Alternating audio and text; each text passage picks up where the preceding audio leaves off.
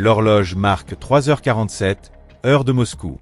Une détonation secoue la frontière orientale de l'Ukraine. En quelques secondes, les caméras satellites captent une explosion thermobarique qui s'étend sur une installation militaire de l'OTAN récemment établie. Pour certains analystes, ce n'était qu'une question de temps. Pour le monde entier, la surprise est absolue. En moins de 5 minutes, les lignes diplomatiques s'effondrent. Washington entre en code DEFCON 2. La Chine déclare l'alerte rouge. Israël convoque son cabinet de guerre. La Troisième Guerre mondiale a commencé. Tout commence par un seul tir. Mais le véritable chaos se déchaîne dans les premières 24 heures. Personne n'est préparé à ce qui arrive ensuite. La réaction initiale est rapide, mais chaotique. Les gouvernements activent les protocoles de défense. Les États-Unis mobilisent leur flotte du Pacifique et de l'Atlantique. Les espaces aériens se ferment au-dessus de l'Europe de l'Est et du Moyen-Orient. Les bourses chutent de 40% en 2 heures.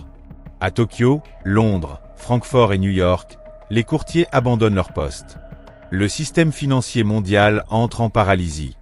Le dollar, l'euro et le yuan sont gelés.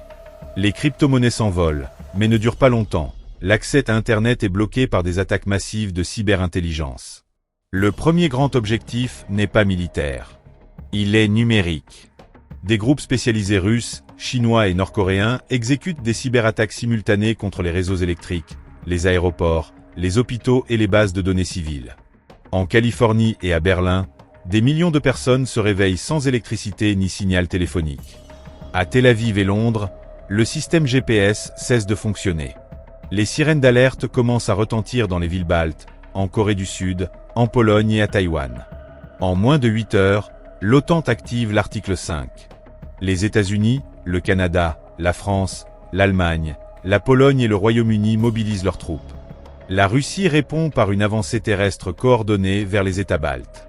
La Chine impose une zone d'exclusion aérienne au-dessus du détroit de Taïwan. L'Iran bloque le détroit d'Ormuz. Israël mobilise 100% de ses réservistes. La Corée du Nord lance des missiles balistiques de courte portée vers la mer du Japon. Les gouvernements suspendent toute activité diplomatique avec leurs ennemis. Les ambassades ferment. Les vols internationaux sont annulés en masse. Les ports se paralysent. Les principales villes du monde commencent à s'effondrer. Pendant ce temps, les populations civiles entrent en panique. À New York, Paris et Séoul, les gens vident les supermarchés. Les stations-service s'effondrent. Les autoroutes se remplissent de milliers de véhicules tentant de fuir les villes vers les zones rurales. Il y a des accidents, des émeutes, des pillages. Les hôpitaux, saturés. À Los Angeles et Rio de Janeiro, le couvre-feu est décrété. À Varsovie, la loi martiale est instaurée. À Istanbul, les militaires prennent le contrôle des rues. Chaque pays active ses abris. Aux États-Unis, le système de continuité du gouvernement entre en opération. Les dirigeants politiques sont transférés vers des lieux secrets souterrains comme Mount Weather et Raven Rock. En Russie, les hauts commandements se dirigent vers le bunker Yamato, dans l'Oural. En Suisse, les abris civils commencent à se remplir par zones prioritaires.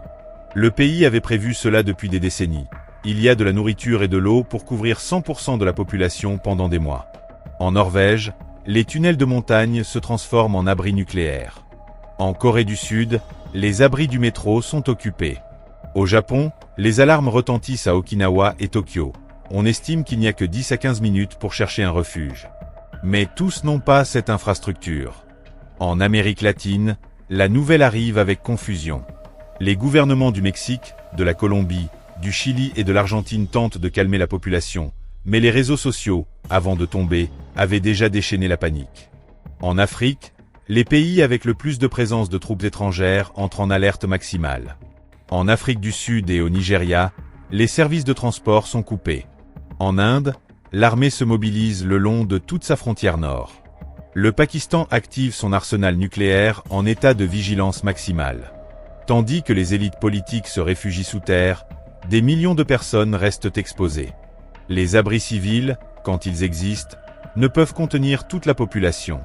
Les listes d'accès priorisent le personnel médical, militaire, scientifique et les fonctionnaires du gouvernement. En Allemagne, L'entrée est permise aux familles avec de jeunes enfants et aux femmes enceintes. Aux États-Unis, chaque État décide selon ses propres protocoles, mais beaucoup se guident par des critères des utilités stratégiques. Ceux qui n'entrent pas dans les abris improvisent. Ils se retranchent dans des sous-sols, garages, égouts. Les tentes de camping commencent à peupler les parcs et zones ouvertes. La pénurie s'installe rapidement. L'approvisionnement en eau potable s'interrompt dans plusieurs grandes villes. Les stations de pompage, dépendantes de l'énergie électrique, s'effondrent. En Californie et en Floride, on distribue des pastilles d'iodure de potassium face à la crainte d'exposition à la radiation. À Berlin et Rome, les autorités commencent à distribuer des kits de survie. Sacs de riz, boîtes de thon, bougies, allumettes. Il n'y en a pas assez pour tous. Dans les premières 16 heures, les premiers bombardements massifs commencent. La Russie lance des missiles de croisière sur l'infrastructure critique en Pologne et Lettonie. Les États-Unis répondent avec des attaques aériennes sur les systèmes radars russes à Kaliningrad. Israël lance une offensive aérienne sur les installations iraniennes. La Corée du Nord intensifie les lancements. La Chine réalise une invasion partielle d'îles contrôlées par Taïwan. La guerre est déjà mondiale. Elle ne ressemble à aucune autre précédente. Les zones urbaines se convertissent en champs de bataille informationnels. Les réseaux sociaux disparaissent complètement. L'accès à Google, WhatsApp, Telegram et X, anciennement Twitter, est coupé. Seuls quelques canaux gouvernementaux d'urgence émettent des messages. La majorité des personnes ne savent pas ce qui se passe réellement. La désinformation grandit. Vidéos manipulées, audio faux, rumeurs de bombes dans chaque capitale. La peur devient ingouvernable. Et tandis que tout brûle en surface, les sous-marins nucléaires commencent leur danse silencieuse. Ceux des États-Unis partent des côtes du Pacifique et de l'Atlantique. Ceux de la Russie, de la mer de Baran. La Chine déploie des unités en mer de Chine méridionale. Les puissances cherchent à se positionner pour un scénario possible impensable, l'échange nucléaire. En arrivant à la 20e heure, le monde est méconnaissable. Les Nations Unies se trouvent vides. Le Conseil de sécurité ne parvient pas à se réunir. Le Vatican demande une prière mondiale et avertit de la nuit la plus longue de l'humanité. Au milieu de l'effondrement, de petites communautés commencent à s'organiser par elles-mêmes. Certains maires locaux prennent des décisions sans consulter les gouvernements centraux. Dans des villes comme Denver, Vancouver et Santiago du Chili, les citoyens forment des réseaux d'aide et de défense communale. La société commence à se fracturer. Finalement, la 24e heure marque un silence inquiétant. Ce n'est pas la paix. C'est la pause avant le prochain coup. L'humanité, en moins d'un jour, a franchi une ligne qui semblait impossible. Les règles ont changé. L'équilibre s'est rompu. Et le pire est à venir. La première semaine, le mode survie. 7 jours. C'est le temps qui s'est écoulé depuis que le monde a franchi le seuil. Le conflit qui a commencé par une série d'attaques stratégiques s'est étendu à chaque coin de la planète. Il n'y a aucun continent libre de tensions. Les gouvernements ne parlent plus de guerre. Ils parlent de résistance, survie, confinement. Ce qui dans les premières 24 heures fut un chaos spontané, est maintenant un système global d'urgence. Dans tout l'hémisphère nord, les routes d'approvisionnement sont effondrées. Les camions ne peuvent circuler par manque de carburant ou par crainte d'attaques aériennes. Les stations-service, déjà vides, sont des zones de dispute. Dans de nombreuses villes, les automobiles ont été abandonnées. Elles se transforment en barricades improvisées, refuges de familles ou plateformes de pillage. Les supermarchés ont été démantelés. Il ne reste pas une bouteille d'eau. Les boulangeries ont cuit leur dernier lot de pain il y a 5 jours. Les systèmes électriques tombent peu à peu, un après l'autre. Sans maintenance, sans personnel, les réseaux commencent à faillir.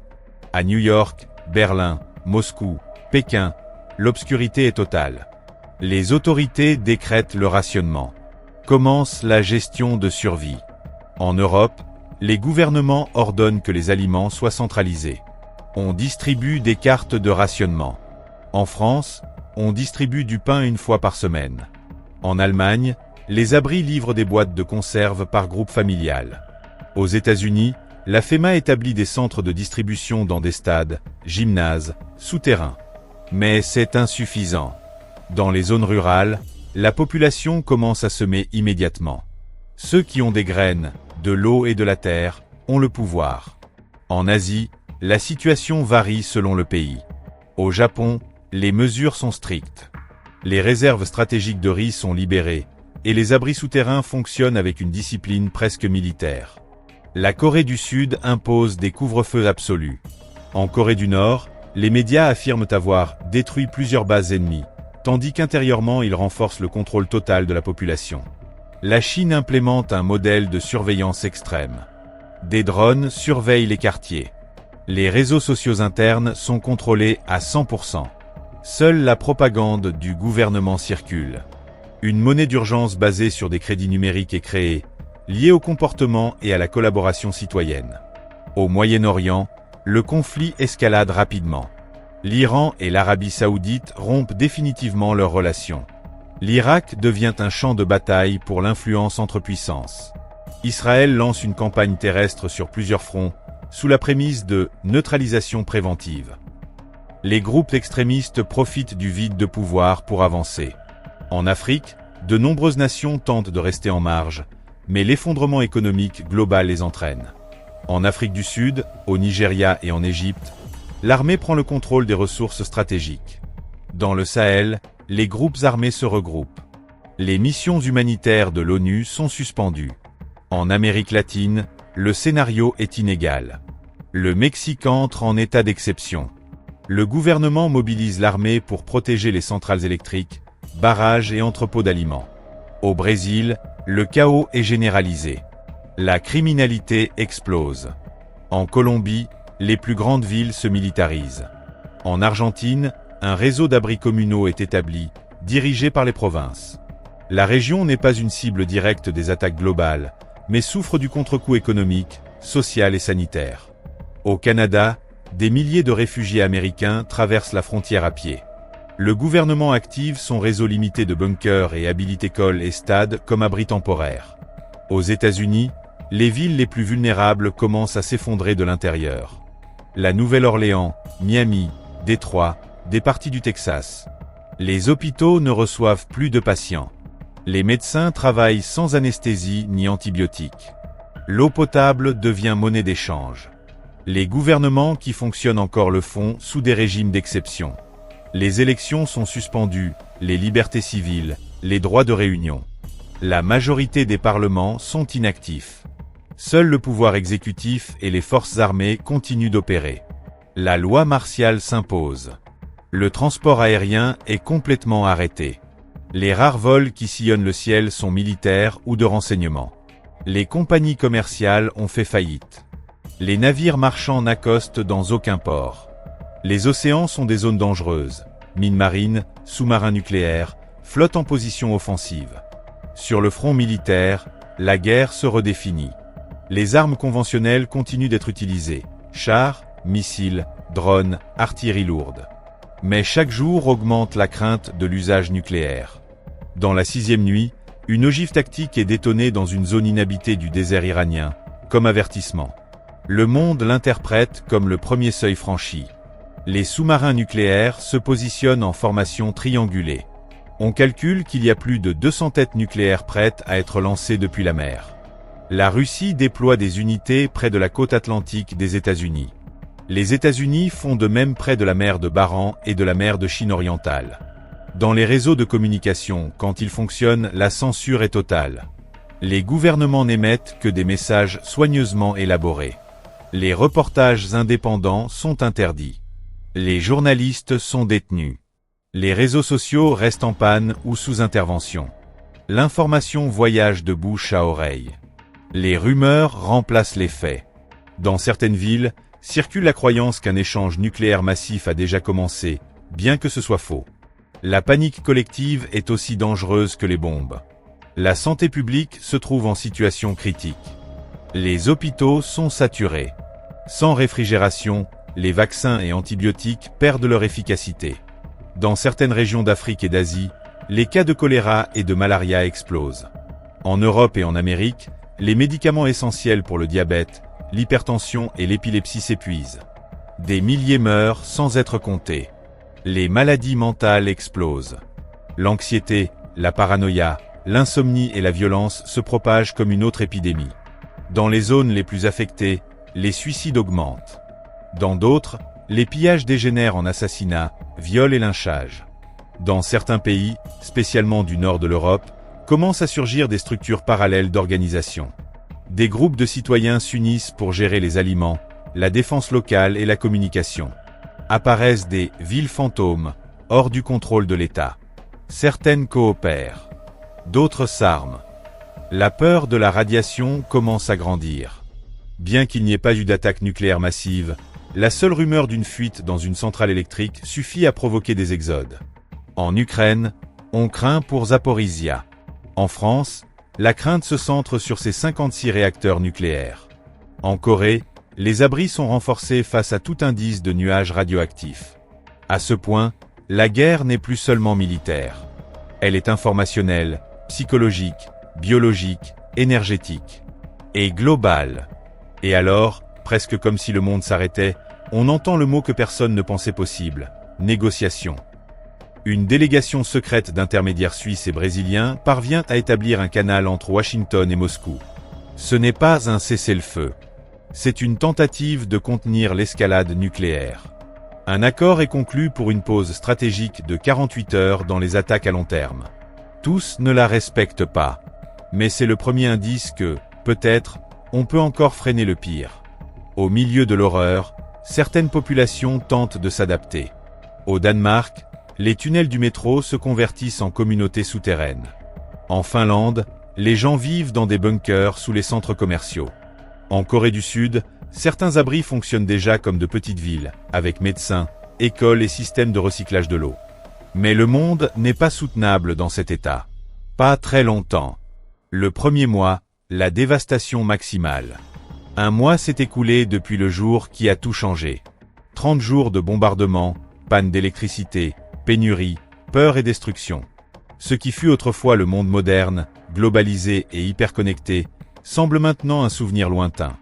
Il n'y a plus de réseaux sociaux, ni de vols commerciaux, ni de certitudes. La Troisième Guerre mondiale s'est convertie en un nouvel ordre basé sur la survie. Les grandes villes n'existent plus telles que nous les connaissions. Beaucoup ont été détruites partiellement ou complètement par des missiles à long terme, des attaques aériennes ou des troubles internes. Certaines sont devenues inhabitables à cause d'incendies, de déversements chimiques ou de radiation. Moscou, Varsovie, Séoul, Tel Aviv, Chicago et Taipei ne sont plus que des ombres d'elles-mêmes. Seules des structures de béton calciné et une fumée constante s'élèvent là où il y avait autrefois de la vie. Dans les zones rurales, de petites communautés émergent comme noyaux de résistance. Familles, voisins, agriculteurs, anciens employés publics, tous s'organisent pour survivre. On plante des potagers communautaires. On construit des foyers improvisés. On chasse les animaux sauvages. Les générateurs fonctionnent quelques heures par jour. Le troc revient. Un litre d'eau propre vaut plus qu'un téléphone portable. Les gouvernements opèrent encore, mais fragmentés. Certains dirigent depuis des abris souterrains, d'autres depuis des bases militaires isolées. La majorité a perdu le contact avec de nombreuses régions de leur propre pays. Les télécommunications continuent de tomber une après l'autre. Dans certains endroits, il ne reste que la radio à ondes courtes. En Europe de l'Est et en Asie, les réfugiés se comptent par dizaines de millions. Des familles entières traversent des pays à pied, cherchant des zones moins affectées. Beaucoup meurent en chemin. La faim et le froid sont des ennemis silencieux mais constants. Dans des camps improvisés, les maladies commencent à se propager sans contrôle. Infections, diarrhée, pneumonie. Les antibiotiques se raréfient. Les médecins font ce qu'ils peuvent avec ce qu'ils ont. En Amérique du Nord, la situation est critique. Dans des villes comme New York, Miami et Houston, les conflits entre civils pour la nourriture et le carburant se sont transformés en guerre locale. Dans certaines zones, se créent des territoires de contrôle citoyen, dirigés par d'ex-policiers, d'ex-militaires ou simplement par qui a des armes et du charisme. La loi martiale ne signifie plus rien quand l'État ne peut arriver. Dans d'autres régions, la nature commence à réclamer ce que l'homme a laissé. Sans humains pour les maintenir, les animaux sauvages s'étendent. Meutes de loups en Europe, pumas en Amérique du Sud, sangliers en Asie, ours au Canada. Dans les rivières, les poissons reviennent. Dans les rues vides, poussent les mauvaises herbes. La civilisation se rétracte, et la planète respire entre les décombres. Pendant ce temps, sous terre, les abris gouvernementaux continuent de fonctionner, mais plus comme prévu. Dans beaucoup, la nourriture commence à manquer. Les filtres à eau tombent en panne. Les systèmes électriques surchargent. L'entassement et la tension génèrent des conflits. On rapporte des mutineries. Dans certains bunkers, les dirigeants perdent le contrôle. Dans d'autres, des règles strictes s'établissent. Seuls survivent ceux qui obéissent. Dans les zones où il y a encore communication, on parle d'une crise humanitaire totale.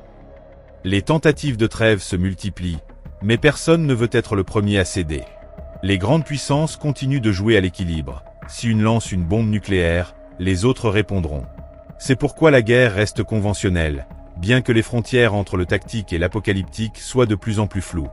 Dans les semaines les plus récentes, on commençait à s'enregistrer des explosions de faible intensité dans des zones stratégiques, suspectes d'être nucléaires tactiques. Mais aucune nation ne le confirme. Le silence est la seule défense face à la destruction mutuelle assurée. L'infrastructure globale s'effondre. Les usines sont fermées. Les chaînes d'approvisionnement brisées. Il n'y a pas de pièces de rechange, pas de puces, pas de plastique. On ne produit plus d'auto, téléphones portables, électroménagers ni médicaments. Chaque vis, chaque câble, chaque batterie devient un bien de luxe. L'humanité revit avec ce qu'elle a. Ou avec ce qu'elle se souvient comment construire. Dans ce scénario, émergent de nouvelles formes de pouvoir. Dirigeants locaux, réseaux d'aide clandestine, médecins indépendants, groupes humanitaires armés. Dans des zones comme la Scandinavie ou la Nouvelle-Zélande, encore relativement stables, commencent à s'organiser des efforts de reconstruction. Elles s'offrent comme zone d'asile. Peu de personnes parviennent à arriver. Le monde est isolé. Et pourtant, au milieu du chaos, il y a des signaux. Le canal de communication entre les États-Unis et la Chine a été partiellement restauré. La Russie et la Turquie négocient un corridor humanitaire. On parle d'un sommet en territoire neutre, peut-être l'Islande ou le Groenland. Non pour signer la paix, mais pour éviter la fin définitive. Les conversations sont secrètes, lentes, tendues. Mais elles indiquent que l'humanité ne s'est pas encore complètement rendue. Parce que le premier mois de la Troisième Guerre mondiale a été dévastateur. Mais il a aussi révélé ce que nous sommes capables de faire pour survivre. Pour protéger. Pour reconstruire. La guerre n'est pas terminée. Elle ne se terminera peut-être pas avant des années. Mais si quelque chose est devenu clair, c'est que le plus grand ennemi n'était pas une bombe. C'était la fragilité d'un système que nous croyions éternel. Et l'oubli que la paix n'est pas un droit. C'est un choix. Un que, si nous survivons, nous devrons faire chaque jour. Si la vidéo vous a plu, s'il vous plaît remerciez-nous en vous abonnant à la chaîne et commentez comment vous vivriez dans le cas où ce conflit se produirait. En plus, dites-nous, quelle devrait être la prochaine vidéo.